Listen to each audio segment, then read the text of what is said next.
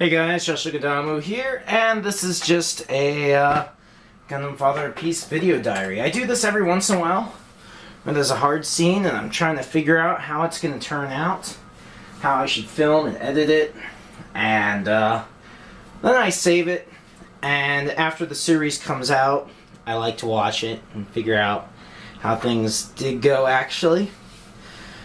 And I just kind of do it to keep track of what I'm planning to do too.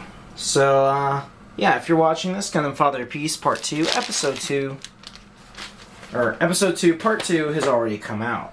Now, the scene here is that the Dom has fired a bazooka shell straight into the mobile suit hangar. Kathi was about to launch in her GM, which is now replaced by the custom Battlescar GM. You see the cars on the bottom of the feet because there's a couple ways I could edit her coming out. One, I could edit her with a cutout picture in GIMP.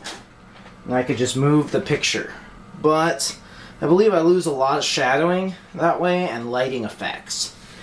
Even though it might be simpler, less editing.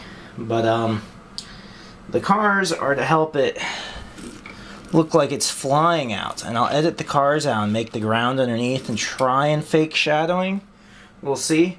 But immediately when she's coming out, it'll just be a huge explosion here. Like, first it'll be filmed, a shot will be taken without anything in the shot. And that'll be my cloning image. So I'll clone from there, or copy and paste from there when I need, say, the cars edited out. This will be separate. This will have a chroma key in there, so you'll be able to see the monitors as she's flying out. She'll be leaning because of the G-force, and you'll see fire and an explosion behind. And that might appear over the main shot, or be its own shot. I'm not really certain, but I wanted to give Kathi a little bit of a cockpit shot. Hopefully, well, that could get edited out, but it should come out of the hangar like this. And for the most part, you won't see it until it gets to about here. And then, I will have already drawn the fire and explosion, and hopefully that comes out good. That's the big part. Because if that doesn't come out that right, then that means I have to do it again and again until it comes out right. I might experiment with chroma key effects for this, but I'm pretty sure GIMP will keep with my patterns and things best. But either way, there's two sets of video that we'll end up with. One with her going like this with the cars edited out, and I'll have a lamp over here to give it that explosion look of the lighting. And then the cars will come off and the feet will just be scraping. Meanwhile, this Dom over here can't stay there because she's moving, nor would he. He'd probably keep moving. My friend Greg really likes the Doms in the Gundam games, and he says, whenever he's watching anime or anything, he's like, "You idiot! Never stop moving!" So when a Dom stops moving, it becomes as easy to hit as a Zaku. So he's going to keep moving. And he'll probably come back here, which means I'll have to edit him, I'll have to move him at the same time as I'm moving Kathi. And that's a little bit difficult.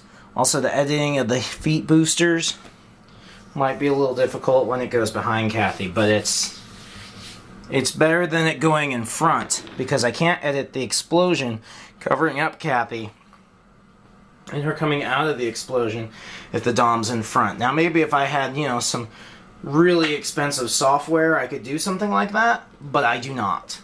And so that's a deciding factor. You know, I have a $40 program called Multiquence that I do most of my animation in, and then for the chroma keying or extras, I use Adobe Premiere Elements 10. So it's not Adobe Premiere, it's the Elements version, which is consumer grade. It's a $100 program though, and it does a lot. You know, it meets my needs. Sometimes I wish I could do more, but you know, I just don't have $1,000 for Adobe Photoshop or Adobe After Effects. I just don't have it. So yeah, and Adobe Premiere, the real version, is pretty expensive too. So I make do with what I got, which means the Dom will go behind. He'll probably stop somewhere around here. Kathy's gonna come out, you'll take off the cars, it'll scrape, and she'll readjust. And the smoke, because there's two video layers, there'll be this video layer of her coming out, with the cars edited out, and then there'll be another layer, which is the explosion and fire and smoke, and this one will fade in, and the smoke one, fire one, will fade out. And so you'll have the two videos kind of emerging from each other, and she'll be coming out of it, and hopefully that works. It may be a lot more complicated than that. I'm really not certain, but that's my goal. Those of you watching have probably already seen how it turned out, and I don't know. Kind of have to go try things as I go, but this is my plan, and hopefully it worked. Well, I hope you enjoyed seeing this behind the scenes planning session for a scene. I gotta put a lot of thought into this and a lot of work to make things work out right. But I know if I can pull this scene off, it's gonna look absolutely gorgeous and beautiful and awe-inspiring. Catch you guys later.